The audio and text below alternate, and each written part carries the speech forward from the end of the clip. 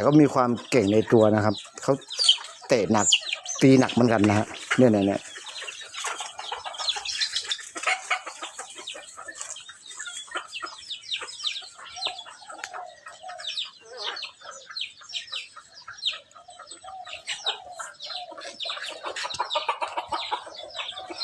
ธรรมชาติบ้านๆครับบ้านๆไม่มีอะไรฝนไม่ตกแห้งมากแห้งแล้งครับฝนไม่ตกครับ